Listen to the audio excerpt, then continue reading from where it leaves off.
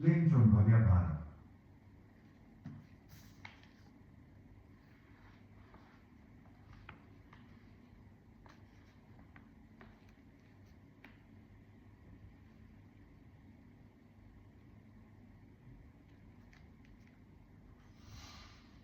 इस घटना का वर्णन प्रियादास जी ने निम्न कवित्व में इस प्रकार किया है।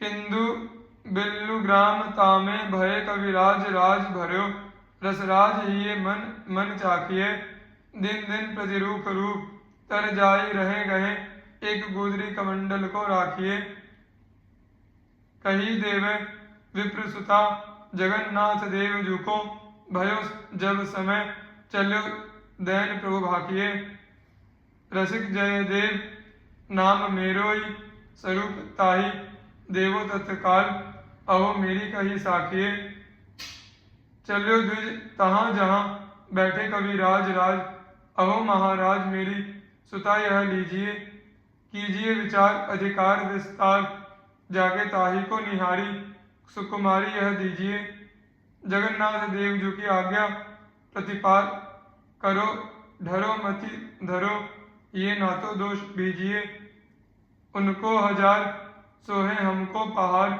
एक ताते फिर जावो तुम्हें कहा कही कीजिए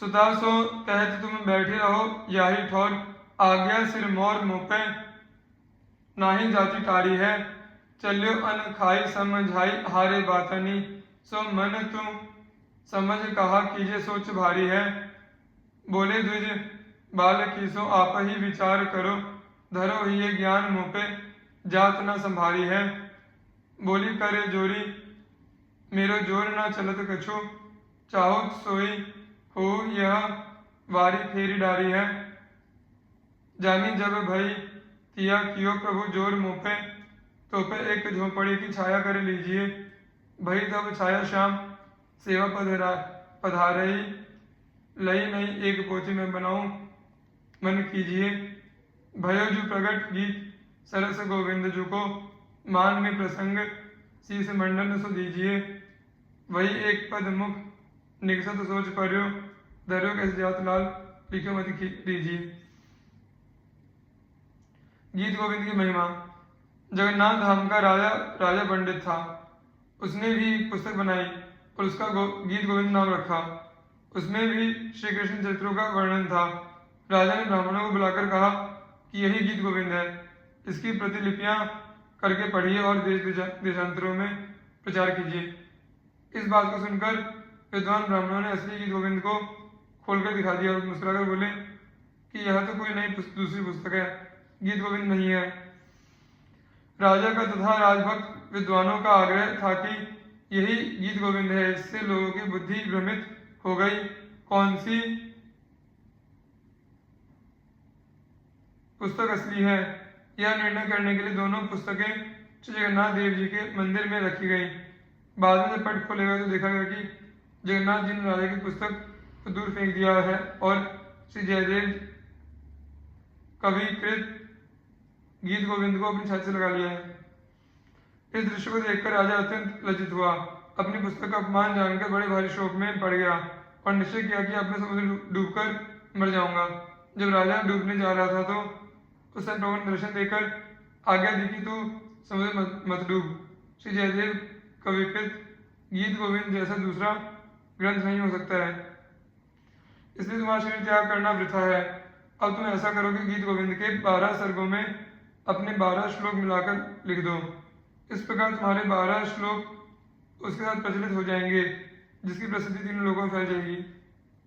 श्री प्रियादास जी ने इस घटना का वर्णन अपने कवित्व में इस प्रकार किया है। नीलाचल धाम धामे पंडित नृपति एक करी यही नाम धरी पोथी सुखदाइये दुजे ने बुलाई कही यही ये प्रसिद्ध करो लिखी लिखी पढ़ो देश देशनी चलाइए। बोले मुस्काए विप्र छिप्र सो दिखाई दई नहीं यह को मति अति भर माइये धरी दो मंदिर में जगन्नाथ देव जू के दीनी यह डाई वह हार लपटाइए पर्यो सोच भारी निपट खिसानो भयो गयो उठी सागर में बूढ़ो वही बात है। अति अपमान कियो में बखान सोई, गोई जात कैसे आँच लगी गात गात है। आगे प्रभु दही मत बूढ़े तू समुद्र मांझ, दूसरो न ग्रंथ ऐसो वृथा तनुपात है।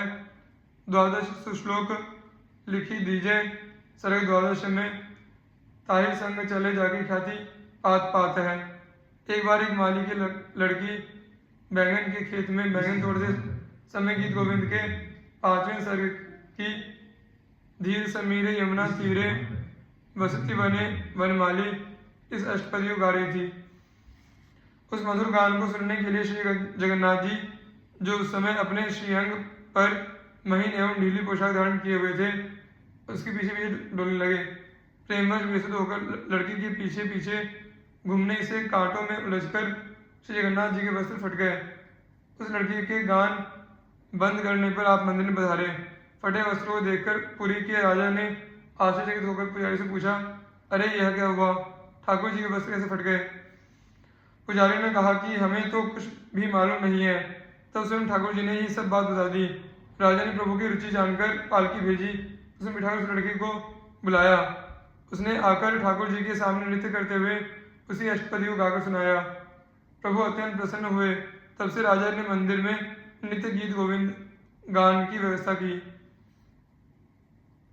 उक्त घटना से गीत गोविंद के गायन को अति गंभीर रहस्य जानकर पुरी के राजा ने सर्वत्र यह ढिंडोरा पिटवाया कि कोई राजा हो या निर्धन प्रजा हो, सभी को उचित है कि इस गीत गोविंद का मधुर स्वरों से गान करें।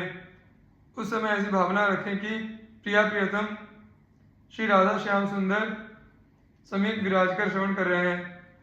गीत गोविंद के महत्व को मुल्तान के एक मुगल सरदार ने एक ब्राह्मण से सुन लिया।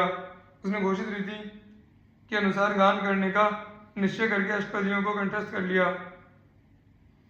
जब वो घोड़े पर चढ़कर चलता था तो उस समय घोड़े पर आगे भगवान विराजे हैं ऐसा ध्यान कर लेता था, फिर गान करता था। एक दिन उसने घोड़े पर प्रभु को आसन नहीं दिया और गान करने लगा।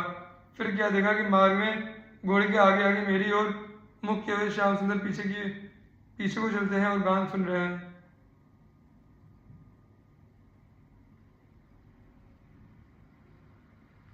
घोड़े से उतरकर उसने प्रभु चरण स्पर्श किए तथा नौकरी छोड़कर विरक्त वेश धारण कर लिया। गीत गोविंद का अनंत प्रताप है। स्वर्ग की देवांगनाएं भी इसका गान करती हैं। इसकी महिमा का वर्णन कौन कर सकता है, जिस पर स्वयं ऋषिकेश भगवान ने उसमें अपने हाथ से पद लिखा है। श्री प्रियदास जी इस घटना का वर्णन इस प्रकार करते हैं। सुता एक माली की जो बैगन की वारी मांझ, तोरे वन माली गावे, कथा सर्ग 5 की, डोले जगन्नाथ पाछे काछे, अंग में ही झगा आछे कही घूमे, सुधी आवे विरहांच की। फट्यो पट देखी नृप पूछी, अहो भयो कहा, जानत न हम अब कहो बात साँच की। प्रभु ही जनाई मन भाई मेरे वही गाथा, ल्याए वही बालकी को पालकी में नाच की। फेरी नृप डोणी यह औणी बात जानी महा, कही राजा रंग पड़े नीकी ठोर जानी के।